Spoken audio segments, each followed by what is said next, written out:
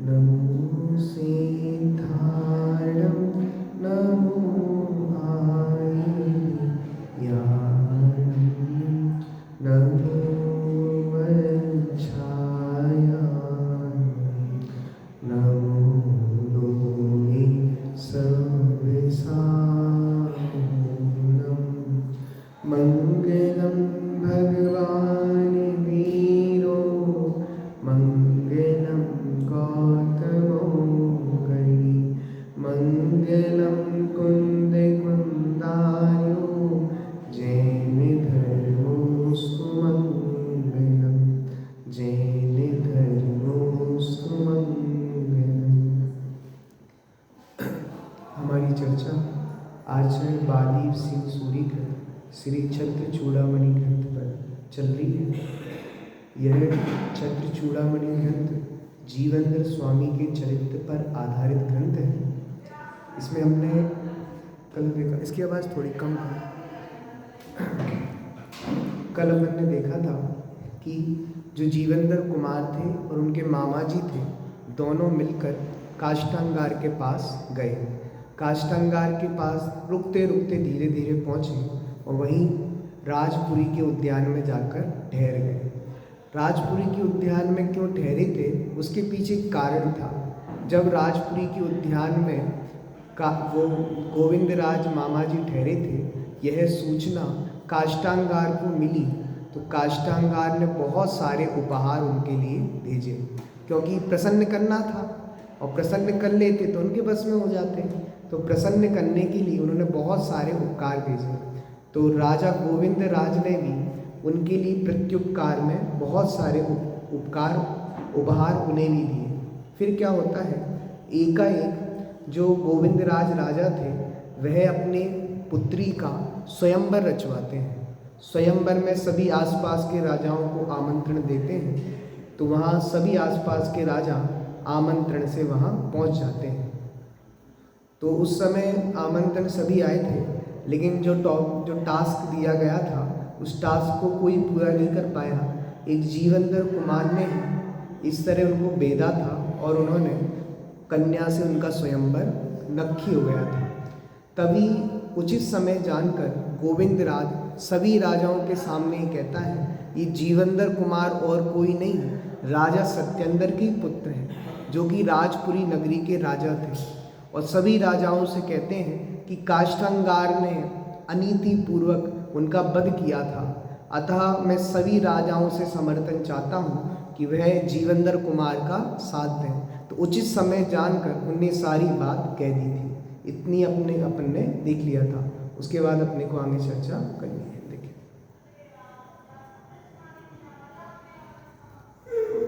अब सभी राजा गोविंद राज के कथन का समर्थन करते हैं। राजानुपेवमस्माभिर्स्मारित्यप्यनन्दिषु आचष्टे हि नरेन्द्रत्व मालीडादिषु पाटवम्। यह बात सुनकर राजा लोगों ने भी ऐसा हम लोग भी स्मरण करते हैं। इसी प्रकार राजपुत्र की प्रशंसा की। निश्चय से आलीड़ा आदि 5 स्थानों में पाई गई चतुरता ने जीवेंद्र कुमार के राजा पने को प्रकट कर दिया। मतलब उनकी चेष्टाओं को देखकर पता चल गया था कि ये राजा हैं, क्योंकि राजाओं की चेष्टा कुछ अलग होती है। जैसे हम लोक में कहते हैं ना, पूत के लक्षण पालने में ही दिख जाते हैं। तो राजाओं का जो लक्षण होता है या राजाओं का जो आचरण होता है वो बाहर में किसी न किसी कारण से प्रकट ही हो जाता है। इतनी शूरवीरता, इतना ज्ञान, इतना बलवानपना ये घोषित कर रहा था कि वो राजा है। राजा पने को प्रकट कर दिया, अर्थात धनुर्धारियों में जीवेंद्र कुमार की चतुराई देखकर राजा लोगों ने निश्चय कर लिया ये अवश्य सत्येंद्र महाराज के ही पुत्र हैं। सरलार्थ उपस्थित सभी राजा लोग राजा गोविंद राज से जीवेंद्र कुमार का परिचय सुनकर जीवेंद्र कुमार की विशेष प्रशंसा करते हुए कहने लगे, हे राजन, हमने भी इस युवक की धनुर्विद्या का चातुर्य और विभिन्न क्रियाकलाप देखकर यह अनुमान लगा लिया था कि ये युवक क्षत्रिय पुत्र ही होना चाहिए। मतलब उन सब ने ये पता लगा लिया था कि लग रहा था ये जरूर क्षत्रिय पुत्र है। देखिए, जीवंदर कुमार के विशेष परिचय से काष्टांगार भयभीत। अब काष्टांगार डरने लगा। अब जिसकी मृत्यु निकट आ गई है वो क्यों नहीं डरेगा? समझ में आई बात?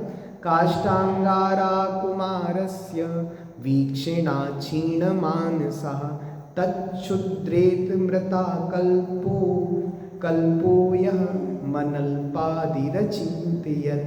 जीवंदर कुमार को देखने से मन में खेद को प्राप्त हुआ। यह काष्टांगार गोविंद महाराज की वार्ता को सुनने से मरे हुए समान अत्यंत मानसिक व्रता से व्यतीत होकर विचार करने लगा। अब जैसी ये बात किसको पता चली चाचा जी? काष्टांगार को। डर गया, ये जीवंदर कुमार है, ये वही राजपुरी के राजा सत्येंद्र का पुत्र है जिसको मैंने मारा था। अब मेरी मृत्यु निश्चित है, क्योंकि ये बहुत अच्छा धनुर्धारी है, शूरवीर है, इसके सामने मेरी चलने वाली। तो डरने लगा वो। जीवंदर कुमार के दर्शन मात्र से ही काष्टांगार का मन संकित हो उठा। बताओ, जीवंदर कुमार को देखने से काष्टांगार का मन संकित उठा।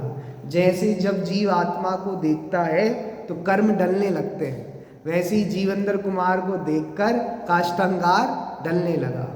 पर अब राजा गोविंद राज से जीवंदर कुमार का वास्तविक परिचय सुनकर तो वह मरे हुए के समान असह्य दुख का अनुभव करता हुआ निम्न प्रकार से विचार करने लगा। भयभीत काष्टांगार मानसिक पीड़ा से पीड़ित। सत्यांधरौ च सत्यस्मिन् सद्यो हन्ता वयं हतः वीरेण हि मही भोग्या योग्यतायं च किं पुनः। काष्टांगार सोचता है कि इसके सत्येंद्र महाराज का पुत्र होने पर तो हाय हम सब अभी मारे गए। बोलो, अगर ये सत्येंद्र का पुत्र है तो अपने को मरा हुआ ही मानो। बोलो, निश्चय से पृथ्वी वीरों द्वारा भोग्य होती है। वाह, पृथ्वी को कौन भोगते हैं? वीर, कायर नहीं। तुमने तो कायरता पूर्वक उनको मारा था। ये तो वीरों की भोगने योग्य भूमि है, इसको हर कोई नहीं भोग पाता। फिर सब प्रकार की योग्यता रहने पर तो कहना ही क्या। बोलो, जिसमें सब प्रकार की योग्यता हो वो तो राजा बनेगा ही। सरला, हाय हाय, महान खेद है कि चंद्रक यंत्र के बरात्रय का भेदन करने वाला यह युवक यदि सचमुच राजा सत्येंद्र का ही पुत्र है तो हम इसी समय मारे गए, क्योंकि यह पृथ्वी वीर पुरुषों से ही भोगने योग्य होती है। उसी वीर पुरुष में विशेष योग्यता हो तो उसके राजा होने में कोई संदेह नहीं है, ये अवश्य ही राजा बनेगा। मतलब उनके लक्षण ही दिखा रहे थे कि बहुत अच्छे धनुर्धारी हैं, तो ये राजा अवश्य बनेंगे। काष्टांगार के मन में मथन विषयक अविश्वास। कतमेनं मणिपासं मतनोप्यवधि तदा आत्ममीने विनात्मानः मंजसा नाहि कश्चन। उस समय मतन ने भी इस कुत्सित वैश्य को कैसे मारा? हाँ, निश्चय से इस लोक में अपने हित के लिए अपने सिवा अन्य कोई सच्चा हितकारी नहीं है। देखिए, 1 वर्ष पूर्व मैंने अपने प्रिय साली मतन को इस नीच जीवंदर कुमार को जान से मारने की आज्ञा दी थी। बोलो, उसने जीवंदर कुमार को क्यों नहीं मारा? उसे जीवित कैसे छोड़ दिया? इससे ज्ञात होता है वास्तव में अपने को छोड़कर अन्य कोई अपना हित करने वाला। बताओ, सोचो, आप सोचते हो ये परिवार वाले आपका हित कर देंगे। नियम सार ग्रंथ में लिखते हैं आचार्य, ठगों की टोली है, ठग रही है आपको। बोलो, हम सोचते हैं हम इनके लिए पैसा कमा रहे हैं, सब पाप क्रिया कर रहे हैं, तो ये पाप में सहभागिता दे देंगे, पाप में हिस्सेदारी दे देंगे। क्यों चाचा जी, ऐसा ही है क्या? पाप में हिस्सेदारी कोई नहीं देगा। आप जितना पाप कर रहे हो कमाने में धमाने में, आपके परिवारजन आपको पाप में सहभागिता देने वाले नहीं है। ये ठगों की टोली है। चले जाते हैं लोग तो इसलिए रोते हैं कि अब बताओ ये चले गए, अब घर को तो यही संभालते थे, अब कौन संभालेगा। दुकान को तो यही संभालते थे, अब कौन संभालेगा? बताओ, स्वार्थ के लिए लो रहे कि घर को कौन देखेगा, दुकान को कौन देखेगा? घर के मुखिया तो यही थे, अभी चले गए, अब घर को कौन संभालेगा? तुम अपने लिए नहीं लो रहे, स्वार्थ के लिए लो रहे हो, या उनकी जिम्मेदारी मेरे ऊपर आ गई। ये ठगों की टोली है पूरी दुनिया। तो ये देखो, वो विचार कर रहे हैं काष्टांगार कि मैंने अपने साले को कहा था मतन से जीवेंद्र कुमार को मार देना, लेकिन उसने नहीं मारा। इससे पता चलता है कि भैया जीव स्वयं का ही हित करना चाहे तो कर सकता है, दूसरे परिवारजन उसका हित करते कोई हित करने में समर्थ भी नहीं है। अध्यात्म में तो अपना आत्म स्वयं को ही करना चाहिए, ये परम सत्य बात है। एक बहुत अच्छी गाथा है, आगम की बहुत प्रसिद्ध है। आदिदम कादवम जदि सक्कदि परहिदम पिचा कदवम आदहिद परहिदादो आदहिदम सुष्टु कादवम। आत्महित करना चाहिए। यदि सक्कदि परहितम चाविकादम्बम, यदि शक्ति हो तो परहित भी करना चाहिए। सबसे पहले किसको रखा? स्वयं के हित को। और शक्ति है तो किसका हित करें? पर का हित करें। लेकिन आत्महित में और परहित में जमीन आसमान का अंतर है। आत्महित और परहित में कंपैरिजन किया जाए तो आत्महित सर्वोपरि है। तुमको दो चीजें मिली हैं, आत्म कल्याण, पर कल्याण। सबसे पहले नंबर पे क्या चीज है? आत्म कल्याण। पर कल्याण के चक्कर में आत्म कल्याण मत भूल जाना। शक्ति हो तो पर कल्याण करना, लेकिन जब एक बात को चुनने की बात आए तब आत्म कल्याण को चुनना। पूरा अध्यात्म इसको कह रहा है आत्म कल्याण करो। एक दिन मैंने कही थी बात। अब मैं आपसे पूछता हूँ, जैन दर्शन स्वार्थी बनाता है कि नहीं बनाता? बोलो। जैन दर्शन कहता है स्वार्थी होना पड़ेगा। स्वार्थी, स्वार्थी का मतलब सेल्फिश, अपने ही अपना सोचो।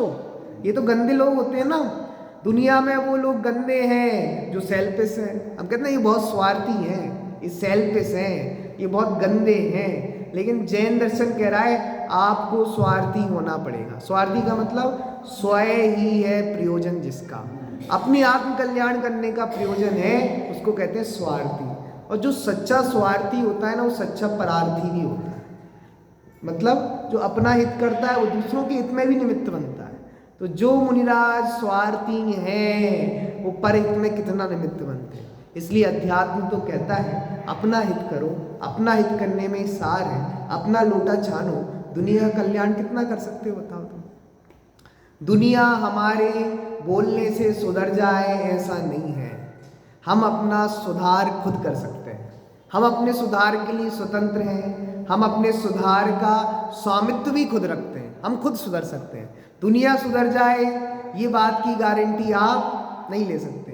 कोरोना आया था शुरू में तो सबको मास्क लगाना अच्छा नहीं लगता था, तो लोग देखते थे, देखो उनने भी तो नहीं लगाया, उनने भी तो नहीं लगाया, हम क्यों लगाए? बोलो, तुम लगा लो। दुनिया लगाए या नहीं लगाए, तुम्हें कोरोना से बचना है कि नहीं बचना? नहीं, उनने तो लगाया नहीं, उनको हो जाएगा, तुम्हें कोरोना चाहिए क्या? बोलो, तुम अपना देखो ना, दूसरों का क्यों देखते हो? तो खुद मास्क लगा लो तो कोई दिक्कत नहीं। दुनिया लगा लेगी, आपको देख के प्रेरणा लेगी। इसलिए आत्महित सर्वोपरि है। व्यवहारिक कार्यों में भी अपना कार्य यथासंभव स्वयं ही करना उचित है। अन्य के भरोसे कार्य छोड़ देने पर सफलता की संभावना, कोई कार्य करता है ना, अपना काम स्वयं करो। अपने काम की जिम्मेदारी दूसरों पर मत दो। कभी कभी होता है हम अपने काम की जिम्मेदारी दूसरों पर देते हैं और वो काम हो नहीं पाता तो उस पर गुस्सा होते हैं, उससे झगड़ा करते हैं। तो अपना काम स्वयं करो, बहुत अच्छी नीति है। अब अपने को आत्म कल्याण करना हो या लौकिक कार्य में भी श्रेष्ठ करना हो, हम अपना काम स्वयं करें। अगर आपने ये नीति सीख ली, आप बहुत बड़े व्यक्ति बन जाओगे, आप जिंदगी में सफल हो जाओगे। हम अपना काम स्वयं करना सीखें। दिक्कत तो ये है हम अपना काम स्वयं करना सीखते नहीं। बच्चों को ये आदत डाल के रखी है कि हम भी तुम्हारे कपड़े हम सब धुल लेंगे, खाना सब बना देंगे और खाना हाथ से भी खिला देंगे और मोबाइल भी लाना हो तो हम दिला देंगे, सब कुछ करा देंगे। लेकिन बच्चों को कभी ये नहीं सिखाया अपना काम स्वयं करो, तो बड़ी दिक्कत आने वाली है। बताओ, आप हॉस्टल में जाओ तो बच्चों को खुद अपने कपड़े धुलने पड़ते हैं, खुद अपनी थाली उठानी पड़ती है, खुद भोजन लेना पड़ता है। समझ में आया? और कहीं कहीं तो ऐसी परिस्थितियां हैं बच्चों के लिए खुद भोजन बनाना भी पड़ता है। बोलो, अपना काम स्वयं करने से जीवन सफल होता है, इसलिए अपना काम तो स्वयं करो, चाहे खुद के कपड़े हों, खुद का कुछ भी हो। अगर आपने किसी को आदत डाल दी बच्चों को अपना काम स्वयं करने की, बहुत ऊपर जाएगा वो व्यक्ति। बहुत अच्छी नीति है। काष्टांगार ने जीवनधर कुमार को मृत्यु दंड दिया था, उसी समय सुदर्शन यक्ष ने आकर जीवनधर कुमार की रक्षा की। चाचा जी, सुदर्शन यक्ष कौन है? वही कौन? वही कुत्ते का जी। उन्हें मारने नहीं दिया, उन्हें बचा के ले गया था ना, अपने विमान से अन्यत्र ले गया था, पर मतन ने काष्टांगार के भय के कारण सत्य बात उन्हें नहीं बताई। इस समय जीवनधर कुमार को जीवित और साक्षात देखकर काष्टांगार को अपना साला मतन धोखेबाज प्रतीत होने लगा। सत्य ही है, साले बड़े खतरनाक होते हैं। बताओ, तारक मेहता में देखो, वो जेठालाल ही सोचते हैं साला क्यों आ गया। बड़ा परेशान है उस साले से। काष्टांगार को पश्चाताप। दोरा कूता के मामू तो मातुल्योस्य मया मूढ़ा, स्ववदाहि मूढ़ात्मा कृत्योत्थापन मिच्छति। मैंने दुष्ट अभिप्राय वाले इसके मामा को व्यर्थ क्यों बुलाया? अब काष्टांगार सो जाए, मैंने अपनी मौत खुद ही बुला ली। एक तो इसका मामा, मैंने खुद बुला लिया उसको। अगर ये मामा नहीं आता तो जीवनधर कुमार भी नहीं आता, और जीवनधर कुमार नहीं आता तो मुझे कोई मारता भी नहीं। बोलो, इसका मतलब जो निश्चित है ना, उसको टालने में कोई समर्थ नहीं है। समझ में आया हमारे? संजीव जी भाई साहब एक उदाहरण देते थे जब वो क्रमबद्ध पर्याय पढ़ाते थे, 2-3 उदाहरण देते इसको बात समझाने के लिए कि एक बार क्या हुआ, एक तोता बैठा था पेड़ पर और वहाँ से यमराज निकला और यमराज देखकर हंसने लगा। अभी तो इस तोते का मरण होने वाला है और इसका मरण तो वहाँ गुफा के अंदर होगा और ये यहाँ बैठा है, गुफा के अंदर कैसे पहुँचेगा? और वो देखकर हंसने लगा, इसकी तो मृत्यु होने वाली और ये अभी यहाँ बैठा है, इसकी तो गुफा के अंदर मृत्यु होने वाली है। अब क्या हुआ, वहीं से नारद जी जा रहे थे, तोते ने उनको रोका। नारद जी, एक बात तो बताओ, यमराज आज मुझे देखकर हंस रहा था, क्या बात है आखिर? तो नारद जी ने कहा, जरूर कुछ बात है, इसलिए तुम्हें हम यमराज के प्रकोप से बचाकर एक गुफा के अंदर छोड़ देते हैं। अल्लाह। और फिर यमराज जी पहुंच गए गुफा के अंदर और ले गए बेचारे के प्राण, पकड़े चले गए। जिसकी मौत निश्चित है उसे कौन बचा सकता है? जहां मरना है वहीं मरेगा, जब मरना है तभी मरेगा, और जैसे निमित्त से मरना है वैसे ही मरेगा। कोई मृत्यु को टालने में समर्थ नहीं है। मणिमंत तंत बहु होई, मरबे न बचावे कोई। राजा राणा छत्रपति हाथिन के असवार, मरना सबको एक दिन अपनी अपनी बारी। सबको मरना है, लेकिन सुनना, अपनी अपनी बारी पे मरना है। अपना अपना आयु कर्म सबका अलग अलग है, ऐसी बात है। देखो, अब काष्टांगार मृत्यु को देख के भयभीत हो गए।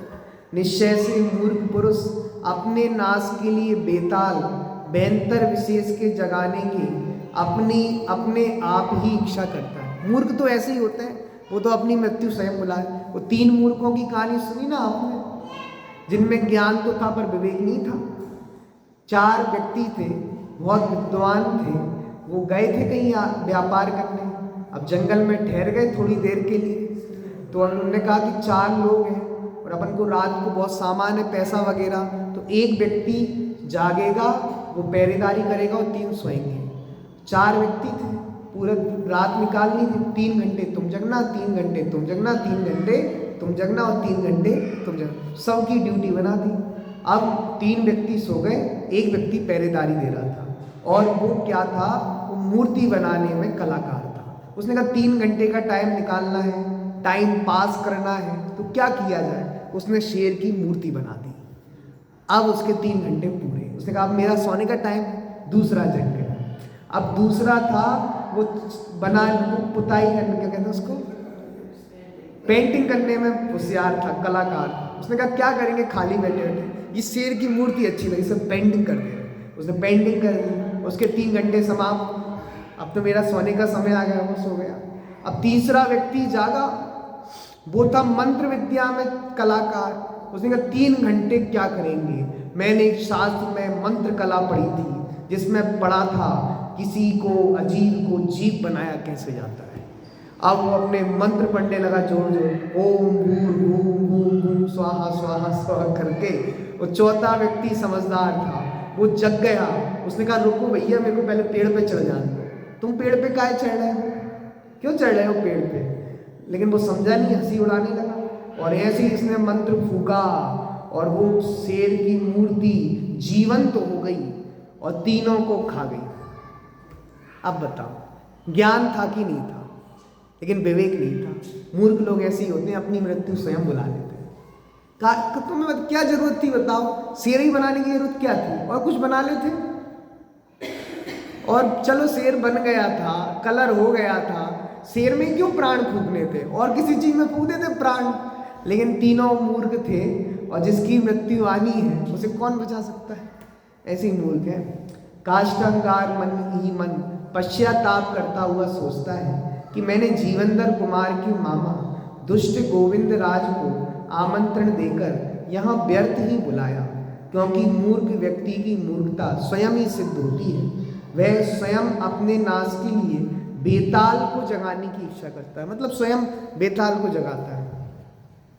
काष्ठांगार मन ही मन पश्चाताप करता हुआ सोच रहा है कि मैंने व्यर्थ ही जीवंदर कुमार के मामा राजा गोविंद राज को राजपुरी नगरी में निमंत्रण देके बुलाया, क्योंकि विवेक शून्य मनुष्य मूर्खतावश ऐसी अनिष्ट सामग्री स्वयं ही एकत्रित करता रहता है जो परिणाम में स्वयं को ही हानिकारक सिद्ध होती है।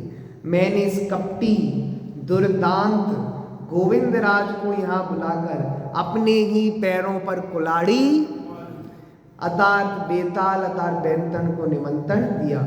मैं नहीं जानता था कि गोविंद राज राजा सत्येंद्र के मारे जाने संबंधी राजद्रोह जनित अपयश को दूर करने के बदले मेरे प्राणों का घातक बनकर यहाँ आएगा। मैंने सोचा ही नहीं था। तुम सोच भी नहीं सकते ना, प्रकृति का नियम ही यही है, विनाश काले विपरीत बुद्धि। जब विनाश आता है ना तो बुद्धि कैसी हो जाती है, विपरीत हो जाती है। काष्ठांगार का अपनी भावी अनिश्चितता पर विचार। अब सुन लगा अब क्या होगा मेरे साथ। गोविंद राज युक्तोयम दुर्दांता किम न विदिशति मरुस्सके मरुद्रुते महाम किम बा न द्रह्यते। राजा गोविंद राज जिसका सहयोगी है, ऐसा ही कठिनाई से दमन होने वाला जीवंदर कुमार क्या नहीं करेगा। अतः ये मेरे लिए सब अनिष्टों को करने के लिए समर्थ होगा। निश्चय से वायु के वेग से प्रज्वलित अग्नि के होने पर पृथ्वी में क्या कौन सी वस्तु नहीं जलती है, अर्थात सब भस्मीभूत हो जाता है। सरलार्थ राजा गोविंद राज सहित ये महाशक्तिशाली दुर्दांत जीवंदर कुमार सब कुछ अनर्थ कर डालेगा। कौन सोच रहा है ये? काष्ठांगार। क्योंकि पवन की सहायता से प्रज्वलित अग्नि जगत की सर्व वस्तुओं का नाश कर देती है। अग्नि है ना, अग्नि उसमें पानी, उसमें क्या पवन मिल जाए, हवा मिल जाए तो अग्नि और बढ़ जाती है। यहाँ राजा गोविंद राज को पवन और जीवंदर कुमार को अग्नि के रूप में प्ररूपित किया गया है। जिस प्रकार अग्नि वस्तुओं को स्वयं ही जलाती है, और यदि उसे वेगवान पवन का सहयोग और मिल जाए तो विनाश का कहना ही क्या। जीवंदर कुमार तो अकेला ही मुझे राजपथ से च्युत करने में समर्थ है, तो फिर राजा गोविंद राज का उसे सहयोग मिल जाने से कहना ही क्या। वो तो अकेले ही काफी है मेरे लिए, और ये राजा गोविंद राज और मिल गए और राजा समर्थन में आ गए। अब मैं क्या करूं। जीवंदर कुमार के मित्रों की चतुराई। अब देखो मित्रों क्या चतुराई। इति चिंता कुलम शत्रुम स्वामी मित्राणि चिक्षिपु विपदो बीत पुण्याना तिष्ठन्नेव ही पश्यता। जीवंदर कुमार के मित्रों ने इस प्रकार चिंता से व्याकुल शत्रु काष्ठांगार को भटकाया। निश्चय से जिनका पुण्य कर्म छीन हो गया है, उन पुरुषों की विपत्तियां पीछे लगी ही रहती हैं। पुण्य कर्म ना हो तो विपत्तियां पीछे लगती हैं। ये पाप कर्म की देन है। उपयुक्त प्रकार से चिंता दूर एवं निकट भविष्य में उत्पन्न होने वाले संकट से भयभीत काष्ठंगार को जीवंतर कुमार के मित्रों ने जीवंतर कुमार के विरोध में भड़काया, क्योंकि पुण्यहीन मनुष्यों के पीछे विपत्तियां एक के बाद एक आती रहती। बहुत सारे लोग प्रश्न करते हैं हमारे साथ ही ऐसा क्यों होता है। एक बार एक्सीडेंट हो गया, हाथ फ्रैक्चर हो गया, कभी एक्सीडेंट होता है पाँव फ्रैक्चर हो जाता है, कभी कुछ हो जाता है, कभी कुछ होता है। हमारे साथ ही ऐसा क्यों होता है? क्योंकि तुम्हारी कर्म का उदय है। समझ में आया? कर्म सिद्धांत से आपको हर चीज का जवाब मिलेगा। कोई कहे हमारा 10 बार पैर हुआ और हाथ फ्रैक्चर फिर से हो गया, 10 बार हाथ टूट गया, हाथ फ्रैक्चर हो गया, तो हमारे साथ ही ऐसा क्यों होता है? हमें ही तो इतनी बीमारी डॉक्टर बता देता है, हम जाते हैं कहीं शुगर है, कहीं ये है, कहीं फलाना है, कहीं ढिकाना है, कुछ ना कुछ डॉक्टर बता ही देता है। हमारे साथ ही ऐसा क्यों होता है? क्योंकि तुमने ऐसे कर्म बांधे थे, तुम्हारे साथ ही होगा। तुम्हारे कर्म का होता दूसरा भोगने में समर्थ नहीं है। स्वयं किए जो कर्म सुबासो फल निश्चय वेदे करे आप फल दे अन्य तो स्वयं किए निष्फल। ऐसा ही है, पुण्यहीन होना ही विपत्तियों का आमंत्रण देना है। जब तक पूर्ववत पुण्य कर्म का उदय रहता है तब तक आपत्तियों के आने के लिए स्थान नहीं। जब तक तेरे पुण्य का बीता नहीं करार, तब तक तेरे माप हैं औगुन गड़े हजार। कितने भी औगुन करो, लेकिन जब तक तेरे पुण्य का करार नहीं बीता तब तक पुण्य का उदय आएगा। परेशान करें। जिसे आपत्तियां नहीं चाहिए उसे पूर्ववत पुण्य कर्म का उदय चाहिए। पुण्यवंत के लिए जीव के पुण्य परिणाम होना आवश्यक है, और पुण्य परिणामों के लिए देव शास्त्र गुरु की सेवा भक्ति आवश्यक है। एक संस्कृत में बड़ा सुंदर श्लोक है कि जीव पुण्य के उदय को तो चाहता है पर पुण्य भाव को नहीं करता, पाप के उदय को नहीं चाहता लेकिन पाप भाव 24 घंटे करता है। पुण्येन इच्छति, लेकिन पुण्य की इच्छा तो करता है, लेकिन करता क्या है? पाप। और पाप के उदय की इच्छा नहीं करता, तब भी क्या करता है? पाप। सेवा भक्ति के लिए देवादि का स्वरूप जानना भी परम आवश्यक है। स्वरूप के निर्णय के लिए शास्त्रों का स्वाध्याय, तत्वों का मनन चिंतन, सत समागम आदि करने का बुद्धिपूर्वक प्रयत्न करना ही कर्तव्य है। दुष्ट काष्ठांगार द्वारा युद्ध की घोषणा। अब बताओ, दोस्तों ने भड़का दिया, जाओ ये तुम लड़ो, तुम तो बहुत शक्तिशाली हो, तुमने राजा सत्येंद्र को हरा दिया था, ये उनका बेटा ही तो है, जब तुमने पिता को हरा दिया तो बेटे को क्यों नहीं हरा सकते, जाओ। तो दुष्ट काष्ठांगार ने युद्ध की घोषणा कर दी। मत्सरी कौरवेणायं भर्सनादयु युस्सता मत्सराणाम हिनो देति वस्तु याथात्म चिंतनम। फिर मत्सर भाव रखने वाले उस काष्ठांगार ने ताड़न और अपमान से कुरुवंशी जीवंदर कुमार के साथ युद्ध करने की इच्छा की। निश्चय से मत्सरी पुरुषों के पदार्थ के स्वरूप का विचार करना नहीं। जो मत्सरी होते हैं ना, जिन्हें मात्सर्य भाव होता है, जिन्हें जलन होता है, जेलसी होती है, वो किसी पदार्थ के स्वरूप का विचार नहीं करते। जीवंदर कुमार के मित्रों के भड़काने उकसाने से, दूसरों का उत्कर्ष सहन न होने से क्रोधित होकर काष्ठांगार ने बलशाली एवं पुण्यवान जीवंदर कुमार से युद्ध करने की इच्छा प्रकट की, क्योंकि मत्सर भाव युक्त मनुष्य को वस्तु के यथार्थ स्वरूप का अतः हिताहित का विचार, जलन करने वाला क्या नहीं करता।